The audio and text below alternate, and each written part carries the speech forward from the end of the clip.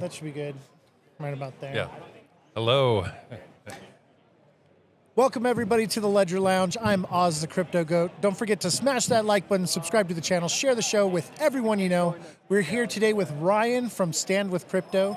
He's the president of the Missouri chapter. That's right. So, who are you? What do you do? Tell me a little bit about I you. am currently the vice president of medical asset tokenization for AI Mind Systems Impact. Stand With Crypto is a nonpartisan, non-profit volunteer job that I thoroughly enjoy because I enjoy crypto, blockchain, and the industry. So we're here spreading the good word. And yeah. Absolutely, absolutely. And so, one of the questions I have for you is, I want to talk about the Clarity Act a little bit. Okay. Where do you stand with the Clarity Act? Obviously, the CEO of Coinbase pulled their backing for the Clarity Act recently. Where do you kind of fall in with that?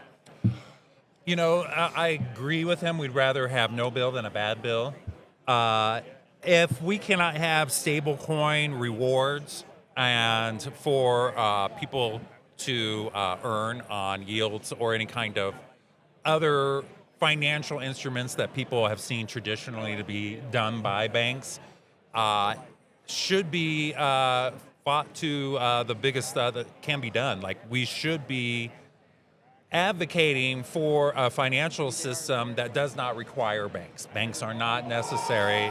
They are not the say all and all. We unfortunately have lived in a world for hundreds of years where that's the normal. We're conditioned to it. It's normal. There are other ways for us to spread economic good and for us to create other systems of credit and other systems of currency that currently don't exist in our society, and I'm a big advocate for that. Absolutely. And so I don't actually use a bank anymore. I'm Okay. 100% PayPal, crypto. Like, I don't use banks anymore. Yeah. Most of my holdings Kind are of hard with a business still these days, though. Yeah. Right. I've been operating that way for a long time, like since. So I got into crypto in 2016 out of necessity because I've never had a credit card. I've never had a loan. I never had a car loan. Everything I ever bought, I bought cash. Yeah. And I made a lot of money with my job, so I would just save and I would buy when I needed to. And I started that job at 18, so I created a system for myself to operate outside of the system because I saw that the banking system was corrupt and it was very inflationary, and that's what drew me to crypto in the first place. And Fees. yeah, and then also being an audio engineer, I sat on a lot of panels for. I have NDAs, so I can't say what companies, but a lot of these companies that you see around you. I was the fly on the wall, just listening, and so I realized, I was like, there's something to this, and this is an opportunity as an 18-year-old just entering into the financial world. I was like, I can do something, different, and I can operate outside of their system. And so I was able to get into it early on and be here for a very long time, and that's why they call me the GOAT, because I know so much about crypto. But I want to get back into the Clarity Act. Sure. We were talking, and you were talking about the stablecoin APY, right? So obviously we don't want to lose that. That's the bank's biggest competition. Right. And The what do you only get? leverage they have is 1% to 2% from the bank is what you're going to get, maybe from like a CD or a Roth IRA. Yeah. Whereas I can just put cash in a stablecoin and earn 5% APY, 4%. And even with farming and lending, some of my different, like I have like Wi-Fi coin, it earns 80% APY. Sure. Yeah. Well,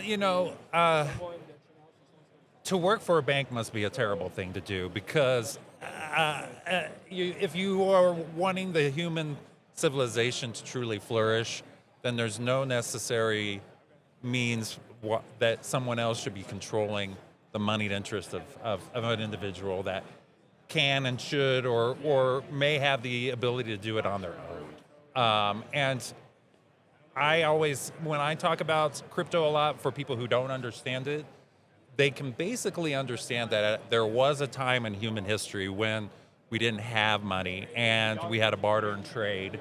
And it was inefficient. You can't exactly trade 2 cups for half a bowl. You can't do those types of things. That's all changed. That's what crypto is. It's pure transaction down to a half a bowl, if you want to put it down to that basic thing. So we have new systems wherein people can create an APY for themselves through many different avenues. And being a person who's fluent and active in the blockchain or crypto industry, you kind of have to come to the terms that you're going to have your income come from several different directions. And you can choose, and you can choose wisely. Banks, I think, are not the answer for that. The products are expensive. There are so many fees. And, when you're calling to talk to somebody, about something, you're talking to somebody who's being paid $50,000 a year off of the fees that you paid that bank. When you can be doing all of those things in a transparent process through a ledger by yourself, and can even prove to other people what you did and when you did it, right? So Yeah, I don't mean to get too off track. I know you want to keep going back to clarity. I understand. Yeah. And I do it all the time, so Yeah. don't worry about it. It's great. I got a couple other points we'll bring up, and we'll Sure. get into that a little bit deeper. But I do want to kind of focus on the Clarity Act because it is very important to me. I think we do need clarity, but not just for institutions, but also for investors.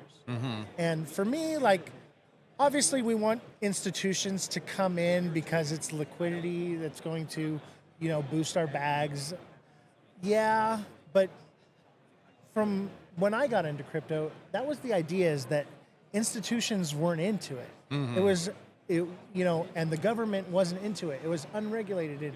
It was, the Wild West of money, right? And now you see it appropriated by industries that we were trying to replace. Right, and so where I'm at is do we really want the government putting their sticky fingers on something that's so beautiful and also very dangerous? Crypto can be used as a great force for financial freedom, and not just financial freedom, but financial freedom is freedom in general, right? It can be used as a force for good and for freedom, or it can be used as a force for control. And so it's a very fine line, the slight edge. I don't know if you've read the book, The Slight Edge. Highly recommend it. Okay. But basically, it's when you're, walking down a path like this, it's a very narrow road. One tip to the side and you fall off, you know? And so we have to be very careful. This is the framework for the entire new global financial system. We need to make sure that we get it right. Yeah. And we don't rush it just because we want our bags to pump because we're in a bear market right now. What we want is our intention to equal the consequence. A lot of people start off with good intentions, and there are a lot of ways to get distracted in this industry to go the wrong way because it can be a force for good or evil. The road to hell is paved with good intentions. Right. So, I originally went to architecture school when I went to college, and the very main point was your consequence has to equal your intention. The house that you designed, you want it to come off exactly the way you did it. With clarity, that's what we want also. There has to be actual clarity, and there can't be backdoors, there can't be side deals, there can't be a hegemonic power that wants their stable coin to be the dominant clearing token or mechanism, right? And you see a lot of those political plays within crypto that I don't believe belong there either. And I may go out on a ledge here, but I don't agree with Coinbase going on to the NASDAQ or the New York Stock Exchange. I think that was 100%. I think that was we're trying to replace that system. Combining it and going into it has caused a lot of problems, and I don't agree with that at all. But this world is full of people with their own choices. And I learned this new word recently called sonder. I don't know if you've heard of it. It's this realization that everybody that you see in your life is living a life that's full and as complex as your own. It's this existential thought, right? Love it. But people are in these processes, and you can't really. And blockchain is a computer science, so people will go good, they will go bad, and you have to figure out if someone's intention is going to equal their consequence, and how trustworthy are they, and do they do the things that they say they're going to do, right? Absolutely. Yeah. So a little bit deeper into the Clarity Act, right? So Okay. obviously we want APY, right? Yeah. And that seems to be the main focus that everybody is talking about, and that's the focal point.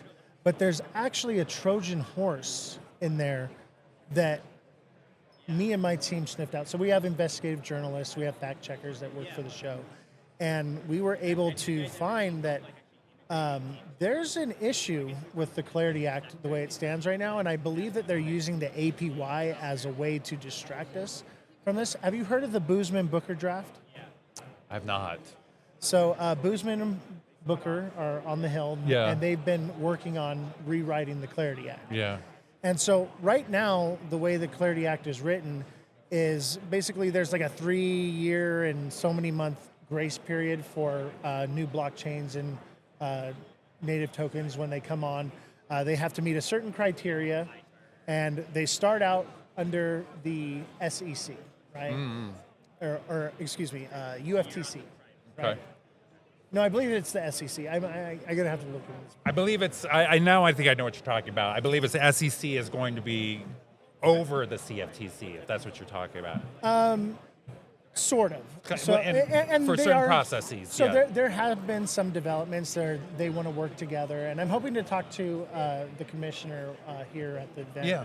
I submitted a few questions for him, so hopefully we get him on here, and I'm sure his time is very valuable. But one of the issues is that basically what happens is when the coin starts out, it's under high scrutiny through the SEC. The SEC is very, and as you've seen with Ripple, what happened all last year and over the last several years with the case and everything, and we can get into that a little bit later. But basically, what we're seeing is the SEC will be removed from regulation after a 3-year and so many month period, and then be under the UFTC where it's a little bit more laxed, which means that when that happens, these companies could potentially, it puts the investor at risk. It's great for the institutions,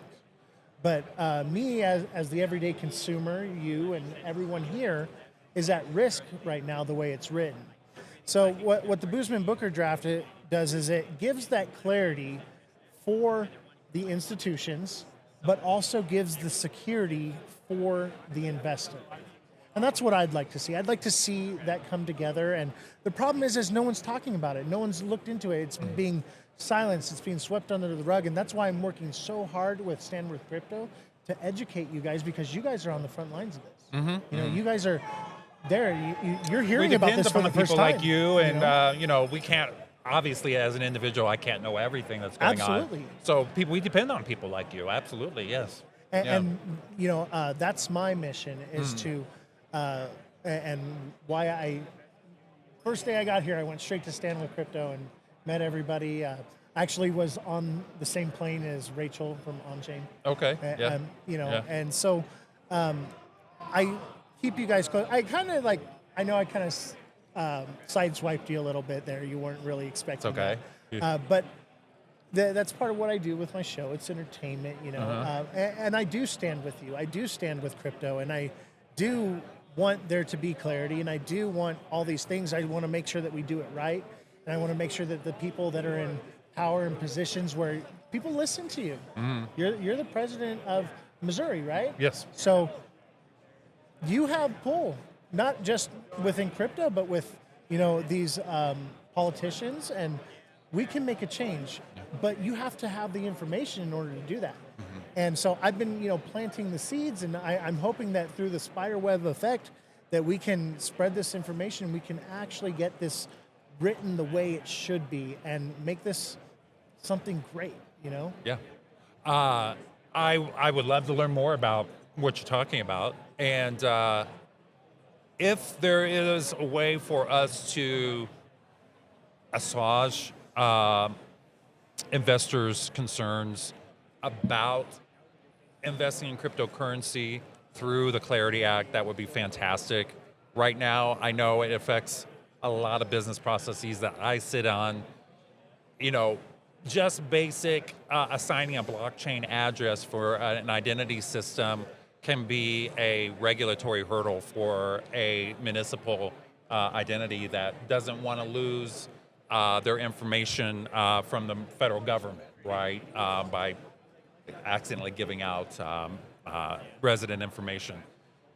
Things that are so simple that we see in the blockchain world that answer a lot of the problems that we see in the other world.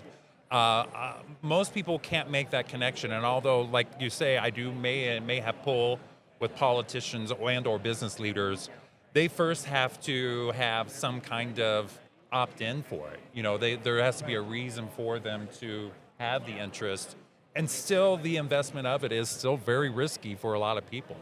I mean, look at it now. The market's down right now, but it's very hard to get any kind of strength to a token right now that is speculative. One of the few tokens I see rising right now is Helium. It's a DPIN token, you know, but I think people were looking for real utility. And that's where the investors are looking for too. If blockchain can produce on that utility in healthcare and logistics and supply, then people are all in on it.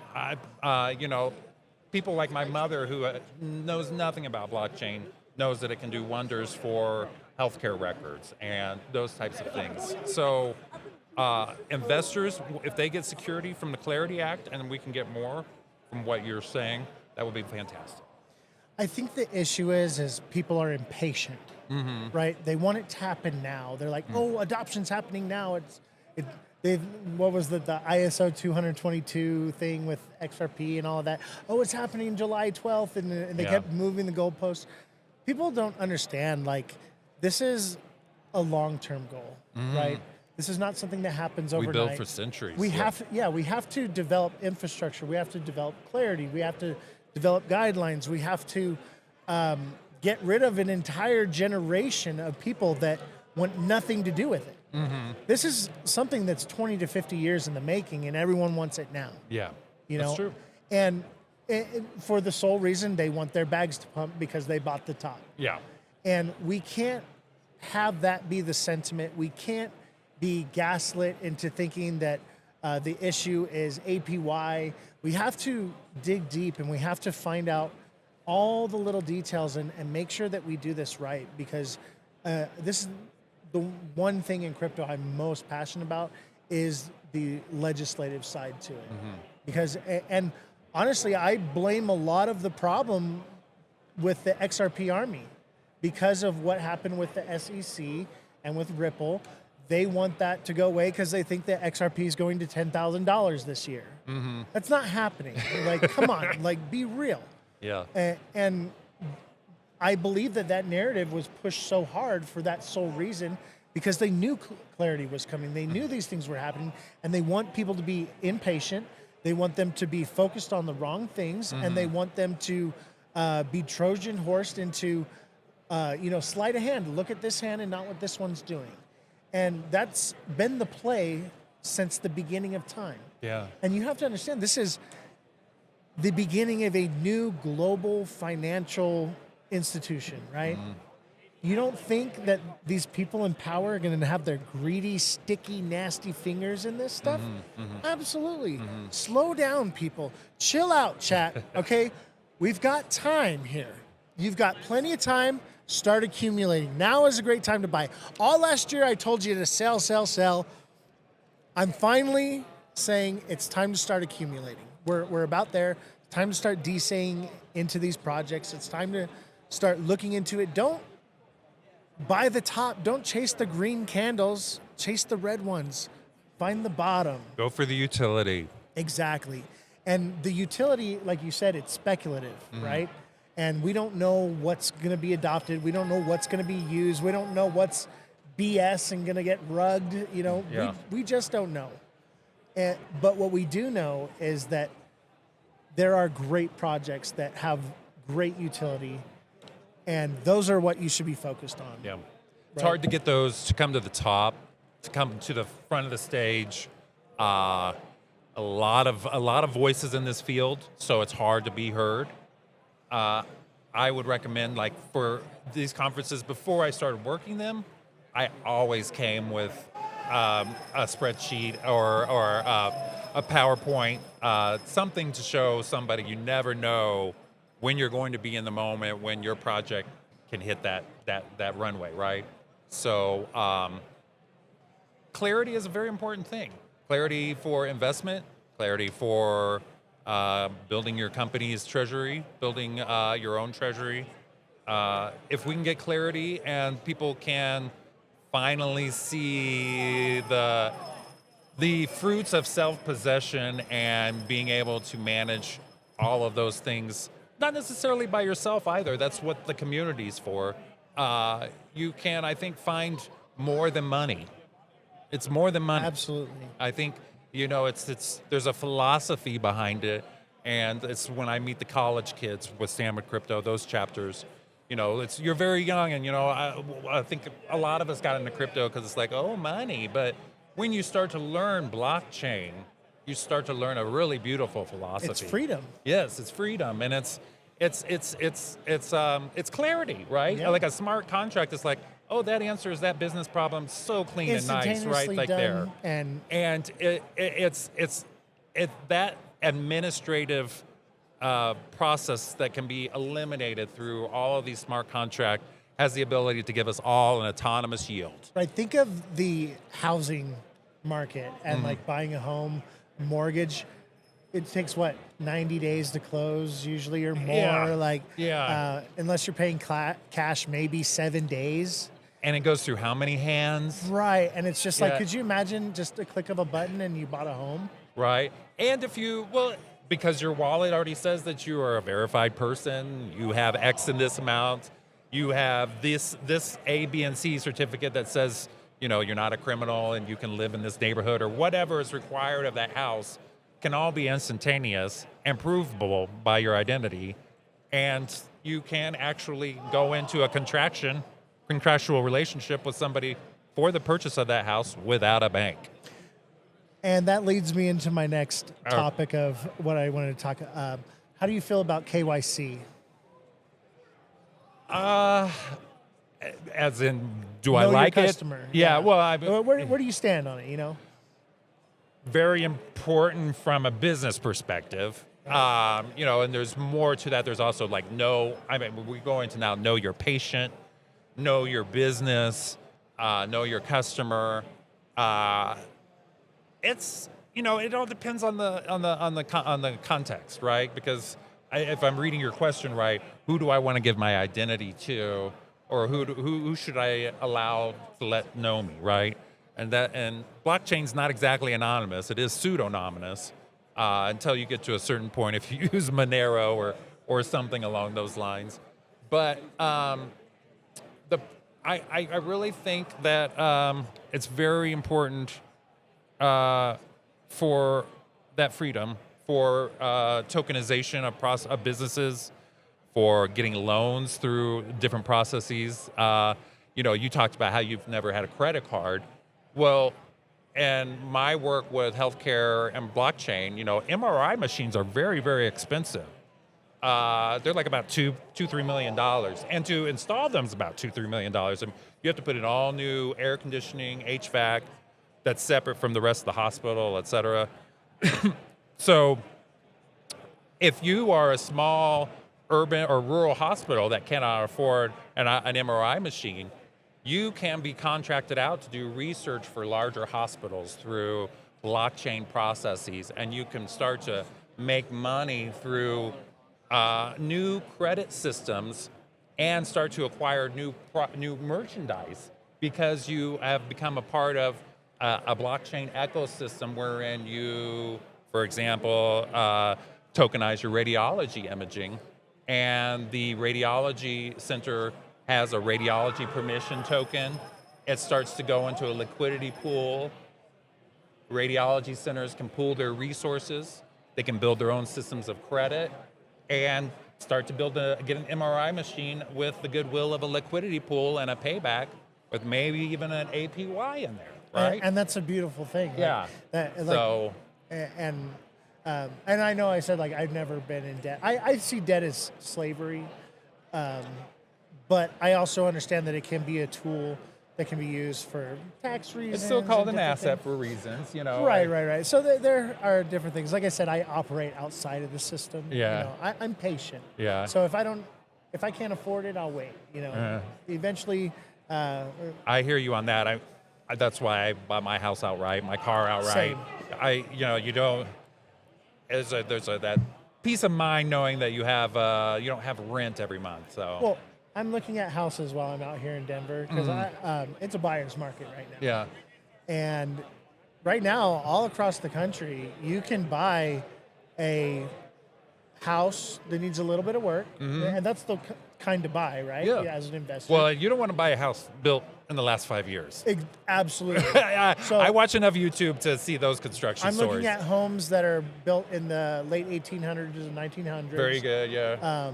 And I'm looking for something that has at least a half acre or more of land. And I'm seeing them for $30,000 to $50,000 cash. And I put a few offers out, and swoop them up. That's like unheard of. Like that's like so cheap. And obviously they're not in a city, they're off, but there is opportunity out there. People can buy a house for next to nothing, but you got to have the cash. Yeah. You got to save. But that same house on a mortgage, you're looking at $400,000, $500,000 in the same condition. And obviously these houses aren't quite move-in ready. They need a little bit of this and that. But I love working on houses. I do too. Yeah. It's like a hobby for me. I grew up building houses, so yeah. Yeah. I built sets in Hollywood, so I was IATSE. Now that would be fun. That would be fun. Yeah. But one of the first houses we bought, I bought my first house with my brother. It was real quick here. It was the person who lived there went through the Depression in the 30s, so the basement was filled with Folgers cans filled with walnuts. We had to tear down the basement, lift the house up, rebuild the basement, put the house back down on it, and redid the roof. It's just what you have to do. That kind of hard work is rewarding. I get as much reward out of that as I do with crypto or the philosophy of blockchain. So, it's what you do with your life and where you go. And we're all investors here. That's why we're here, right? I bought 2 years ago. I bought a 25-acre ranch on auction for $17,000, and I mean the buildings were pretty decrepit, but they were built by the U.S. military, and they're like bomb shelters. Oh, okay. And so like the bones are good. You just gotta slap on some drywall and some paint and I love that. And, yeah. I had to make sure my condominium had cement walls in between the units. Yeah. I can't do the new construction with the paper thin walls. Oh, I know, it's crazy Yeah. what they're using. And I mean, they got this drywall that's like this thin, you know what I mean? Like and this new plastic wood, so you can make 8-story tall wood buildings. Yeah. Hell to the no. But hey, chat, do not buy a home that was built after COVID. Period. Go online, look it up, check it out. Yeah. And take it from guys that buy houses. Yeah, I saw this one house. This guy, they didn't even bother to put mortar in between the bricks in the basement, and they went ahead and built the whole house on top of it. Oh my God. And they were trying to sell that as new construction. That's the type of new construction out there. That's crazy. And that's just what you can see. God knows what's behind the walls. I'm getting in some of the attics of these newer houses that were built post-COVID, and the truss, like the wood doesn't even line up, and it's like there's like a gap in it. These people, they have leaks in their house. They don't know where they're coming from because there's like these huge gaps. Look it up on YouTube. Obviously, you have too, because well, I've been searching because I'm. Oh, you're home real buying, estate. yeah. Right, so like I'm seeing it firsthand. Like I said, I work construction.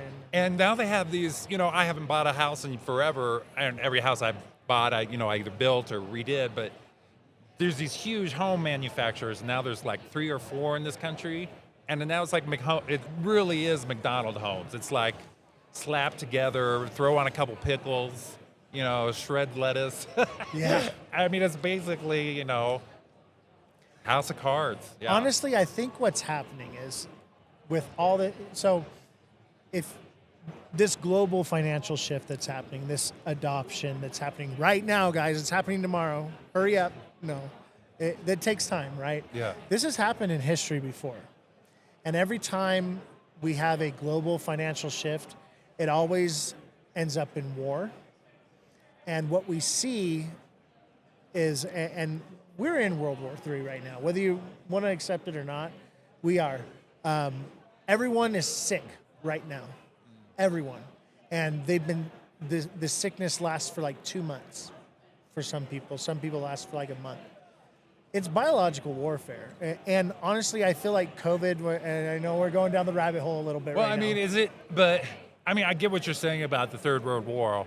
It's almost as if there's no specific actor behind it, though. It's all of our own actions coming back and our own choices, fast food, plastic bags, all of these things that, when I was studying Greek philosophy, we'd call miasma, pollution that goes from generation to generation, right? And I think that's what we're seeing a lot with these plastic homes and the cheap cars and and why certain parts of our government are so scared to let in these new products from other places. I mean, China's making some excellent cars right now that I wouldn't mind having myself if they're only $15,000, right? Honda's coming out with a flying car that's $5,000. I don't know if I trust it, but we'll see. Well, yeah. I'll wait until the second model. I mean, I guess that's still speculative. It's whatever, but it's supposedly supposed to be like $5,000 Yeah. for a one-person flying car thing. Better come with a parachute. Yeah. It does. Okay. But, I'm not getting in no kind of drone thing without a parachute. Yeah. That's why I won't fly in a helicopter. You're going down in a helicopter, your tail spin down. into the Yeah. Plane's a little different. You have an opportunity to do something. But I want to reel back to what we were talking. Sure. Stay on topic a little Yep. bit because we got a little bit down the rabbit hole. But so we were talking about World War III happening and with the sickness happening. I think it's one of two things. One, either COVID, everyone social distanced and we're using hand sanitizers and stuff, and we, as a population, lowered our immune systems by that. Or two, just like with COVID, there are countries, the U.S. has basically a tariff on every country right now, so it could be anyone. And obviously it's against the Geneva Convention. They're not going to say they're using biological warfare when they are. Mm-hmm. And obviously we saw that. I think it was intentional with the Wuhan lab incident or whatever. Mm-hmm. And honestly, I think it's part of the playbook was let's release the sniffle nose disease, right? And play it up really big and go really hard with it so that way when the real thing comes out, no one wants to do anything. No one wants to touch it. Right now, there's a serious sickness going around, and no one wants to say anything about it. Now, the hospitals here in California have brought back the mask mandate. So that is back. And we will see if it goes, but you're not seeing the social distancing. You're not seeing it in public. No one wants to touch it. They're afraid, and I think that was part of the play. I think part of it is they need, like we talked about earlier, is in order for this adoption to happen, there's a whole generation of people that got to go. Mm-hmm. That has to happen. Mm-hmm. And we're going to see the boomers, the baby boom, is the senior boom now. They are entering their life expectancy over the next couple years. We've got 1 to 5 years, and we'll see most of the boomers gone. Mm-hmm. Mm-hmm. And with that, I think is when we're going to start seeing more of those changes start happening, more of the digital ID and more of the... I'm really interested to see, because that generation, the boomer generation, the generation before them was the silent generation.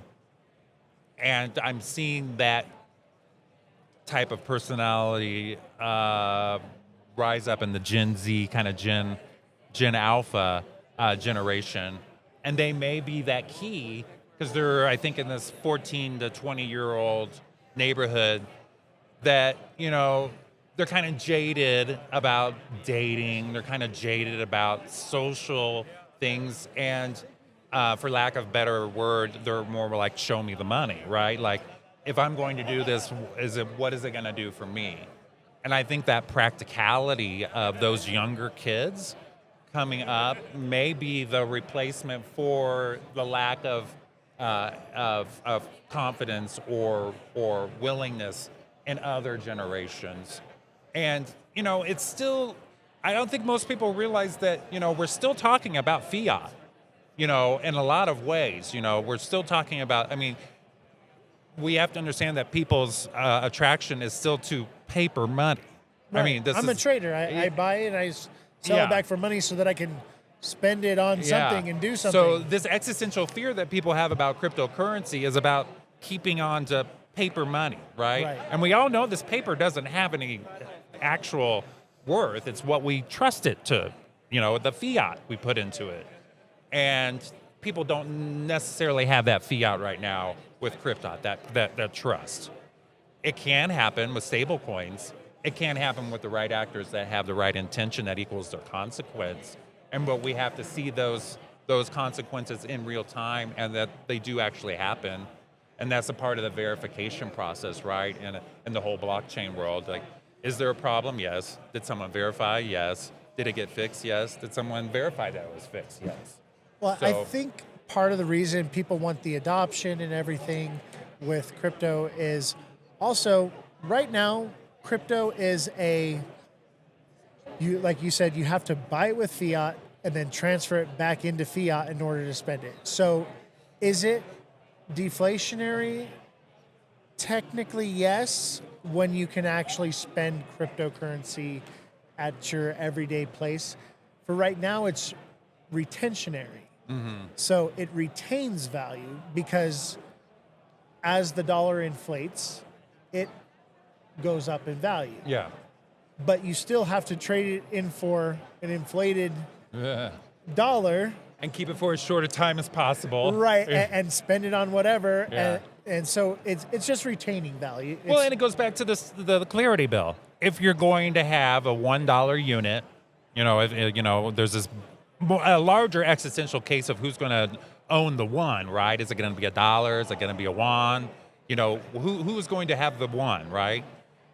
Arguably, the Clarity Act is setting us up for the United States dollar in the future and forever to be the denomination, right? Right.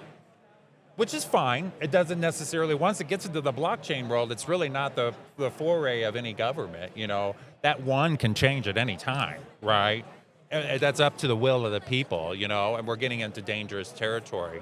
But I think that's, sorry, I didn't mean to cut you off, but I think that's why, and I'm so focused on and looking into, and I think a lot of people are really excited about, is RWAs, because we're talking about a real world asset backing your token, right?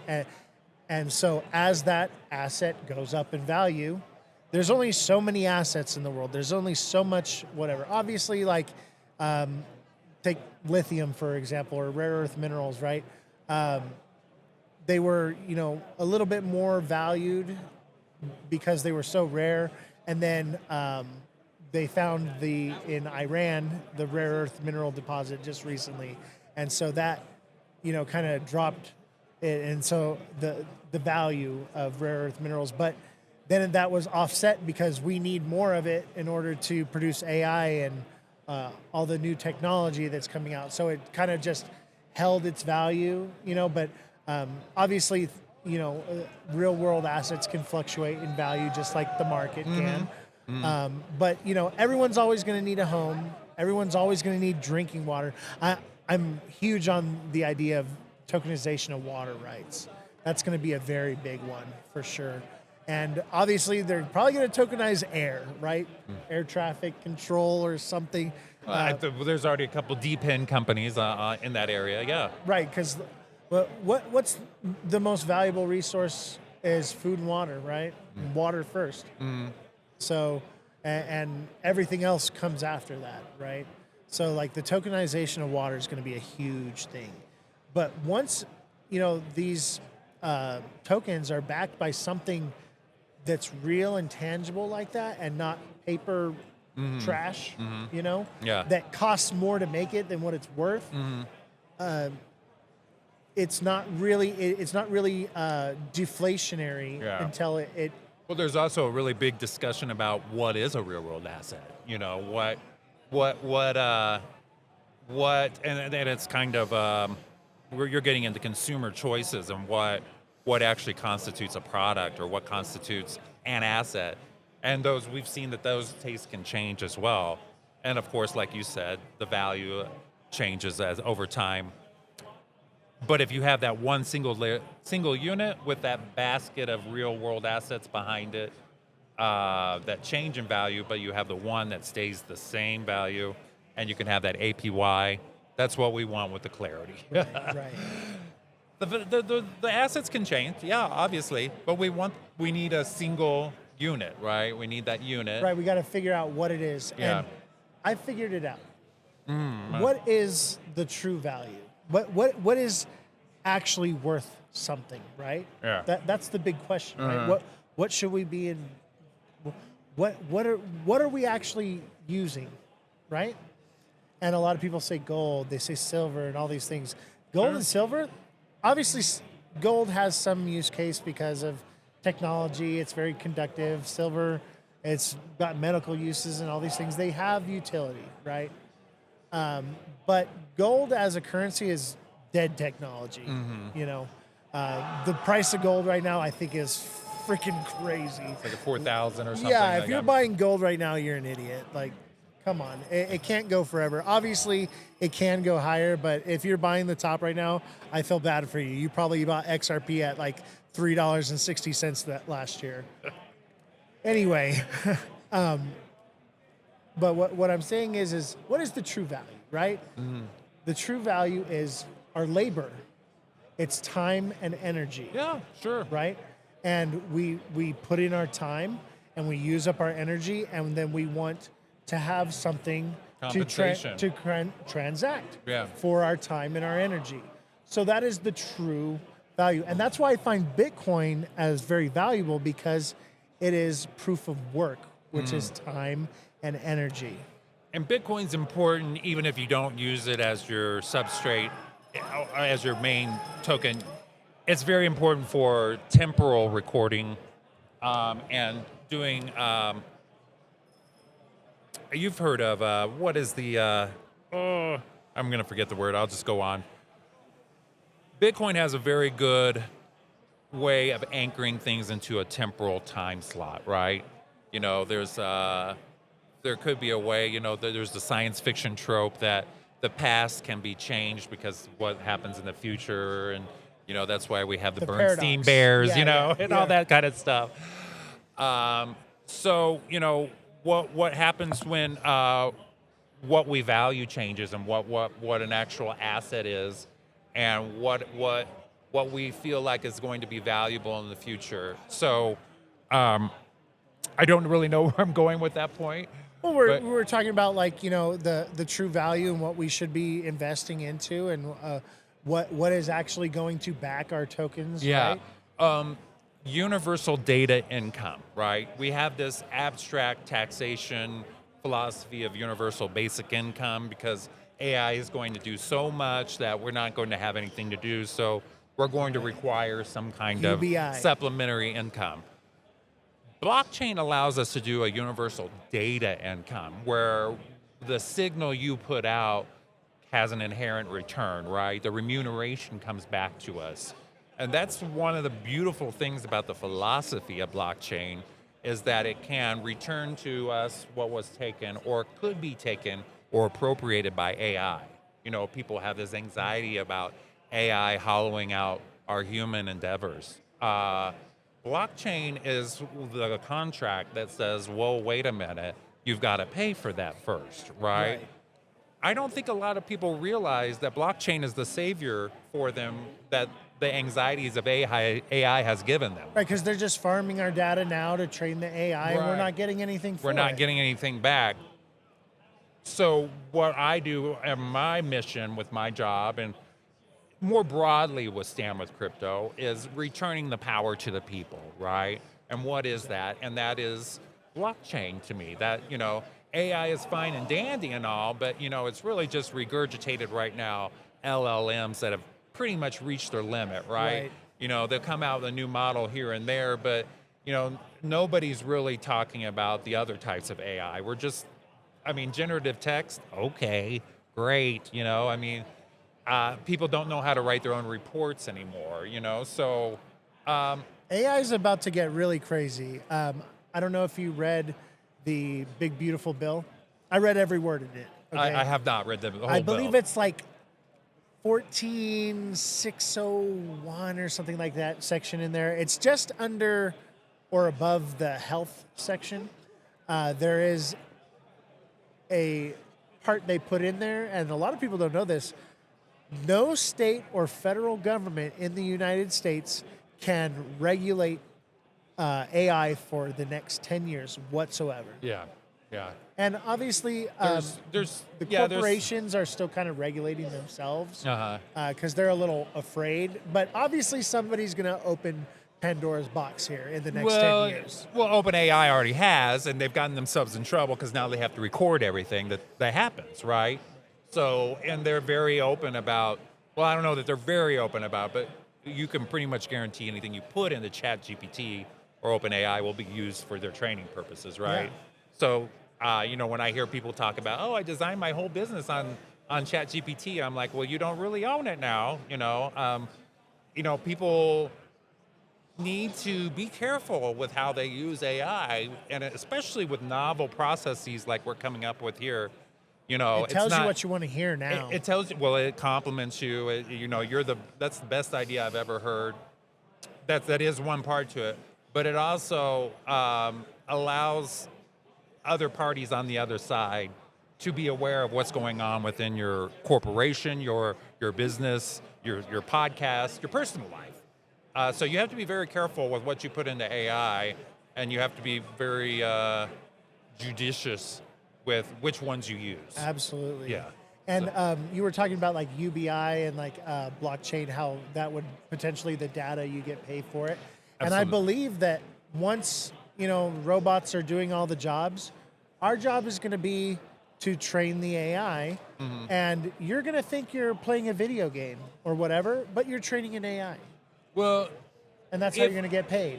When your human signal is tokenized and it's used for AI training to become smarter about you or about systems or whatever it may be, if you are a part of the process and a human is still part of that, you are not going to be appropriated away, right?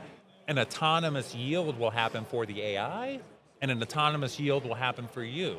Right. The more you give, the more freedom you get, right? So right now we know that all of our data and information, especially medical information, is being used behind the scenes, right? What if you had a company or a medical office that said, we do this, how about we put you in on it, and you get part of the process, and you actually get to share your medical assets with whomever you want to for outside consultations and curate your records to make them more valuable to pharma, et cetera, et cetera. And you'll have more access to your own records. Like right now, if you want your own medical records, it's like pulling teeth to get it from the doctors. So, I think there's still a lot of fear. AI is something that people are going to have to lean into because it's going to be the thing that actually produces the give back. I hate it, but you're right. There's no getting around it. We're past that point. Pandora's box been opened. You just have to be so we have to figure out how to adapt to it in a way that it doesn't kill all humanity, basically. And enslave us all. Right. And there's people, of course, working on that, I'm sure. There's always somebody working on something. You just have to make sure what you do is better, right? Exactly. You have to make sure that all the people that you surround yourself with have good intentions, that's the only way that we know that this community can exist. That's kind of our fiat, right? The community is how we. It's an informal credit system. It's a way. If I see you with a bunch of degens that I know pull rugs all the time, I'm going to have a different impression of you. Maybe I shouldn't, but maybe I should. But we have to police ourselves, I think, is my bigger point here, right?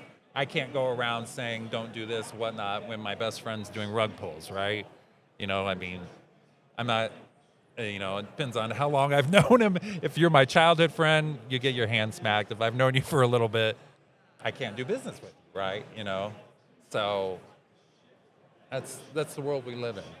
Yeah, unfortunately, everyone's dishonest.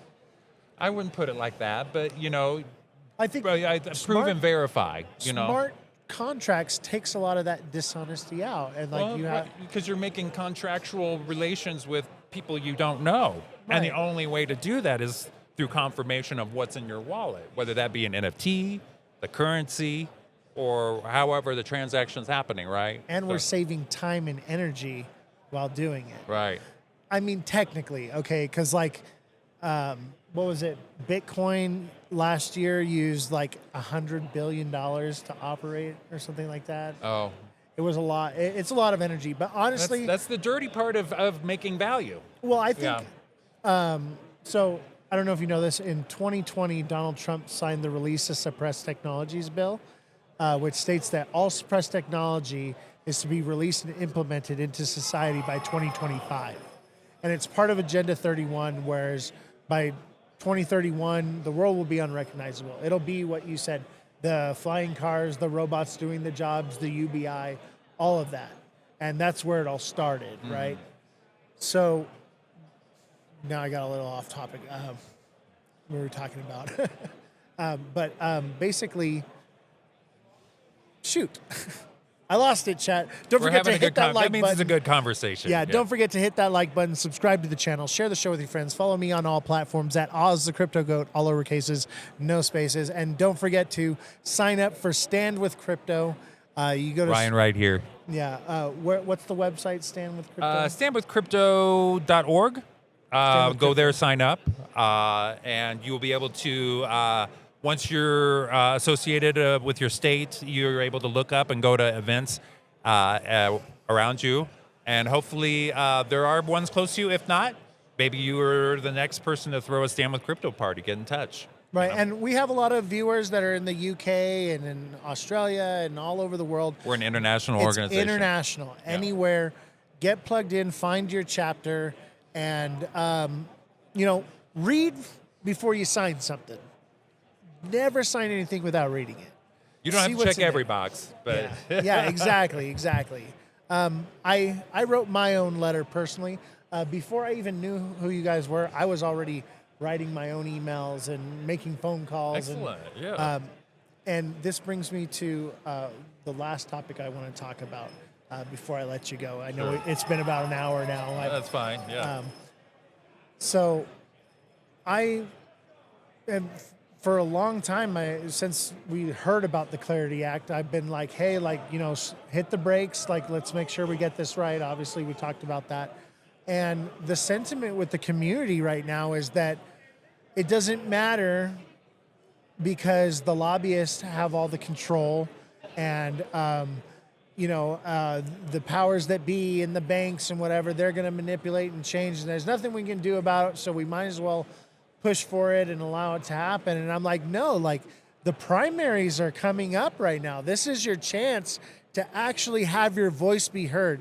If there was any time for you to actually reach out to your senator or your rep in the United States, wherever your district may be, now is the time. You have a small window to actually be heard. The problem is people aren't educated enough to understand that how the system works and, when their voice is actually heard. Because, you call after primaries, they're not going to listen to you. They're not going to care. It's going to be too late. And I would say, I think there's a misunderstanding that crypto has a political affiliation. It really does not. You will meet people that are Democrat, Republican, in between, and they're all here for different reasons. Some are here for the same reasons. I think there's another language that goes beyond that is a little bit more than that, and that is that philosophy of blockchain that we speak of, where humans don't have to ask for sovereign status. We can get it ourselves. It is within your grasp to do that, and there are the processes beginning or are in place to do that. So I think that's a very important thing. It leans towards getting clarity, getting rid of banks in your processes, or using banks in a smarter way than the fees that they use now. Like we've talked about, there are new credit systems that you can use through staking is a good one. I know people borrow against their Bitcoin.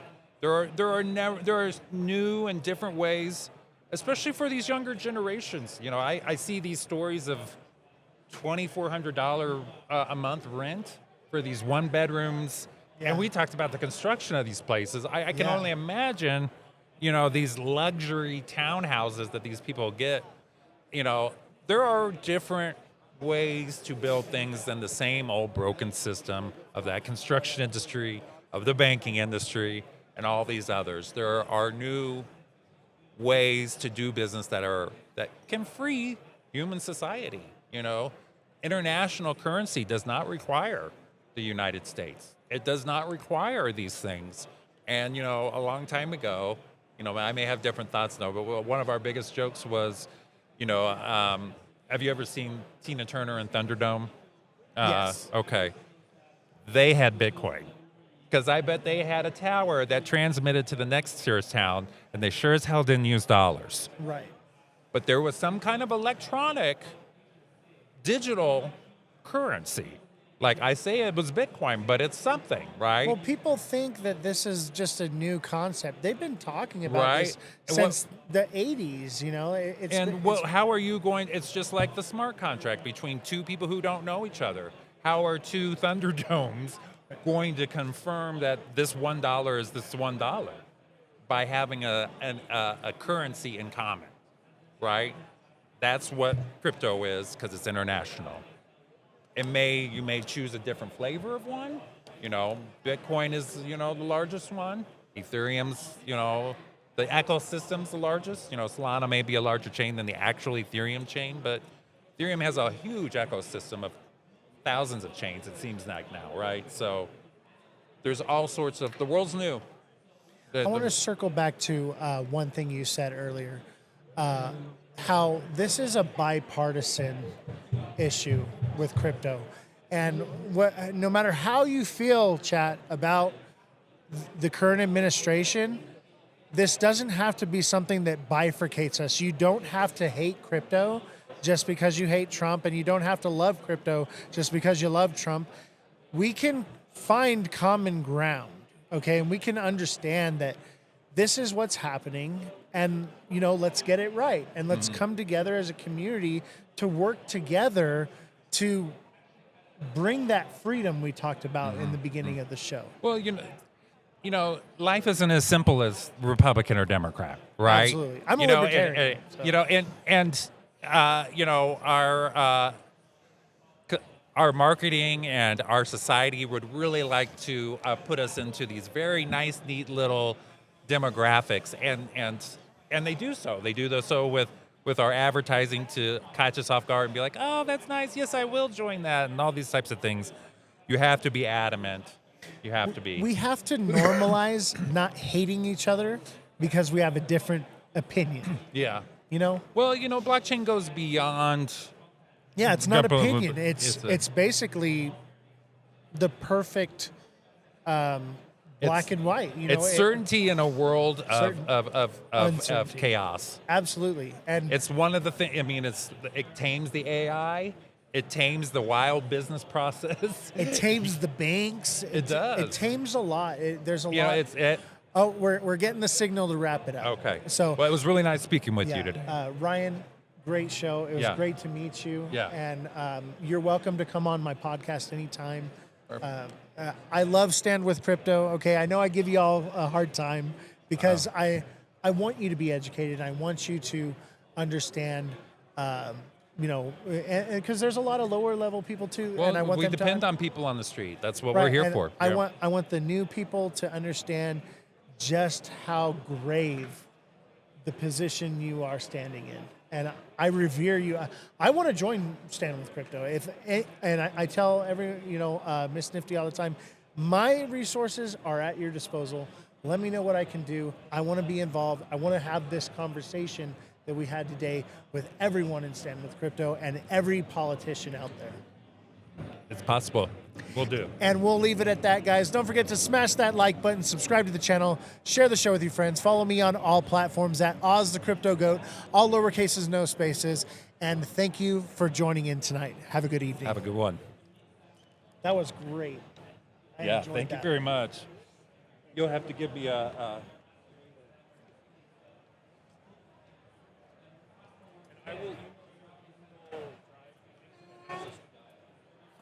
It'll be uploaded.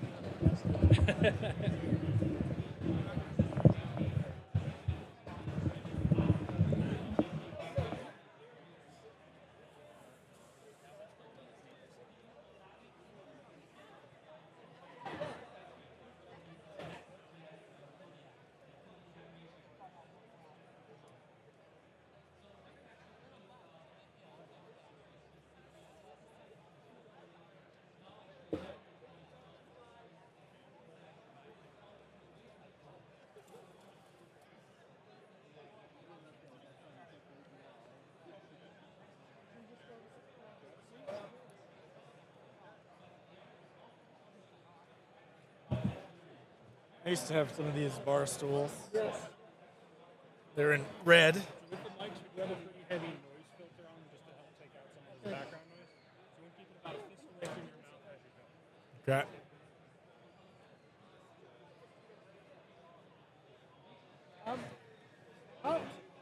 How close to the mic is it? Instead of fist.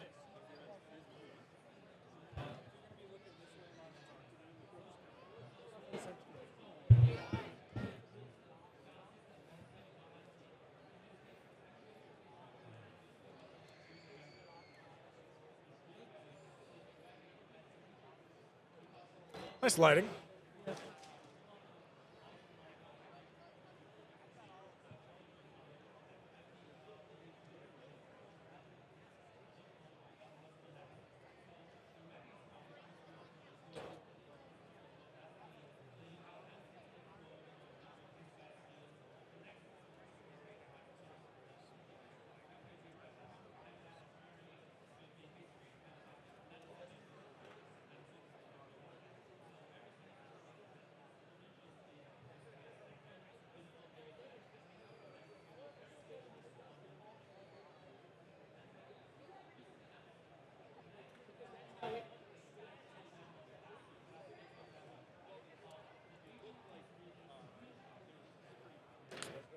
Sharing my community, so many people should be tuning in. Ah, fantastic.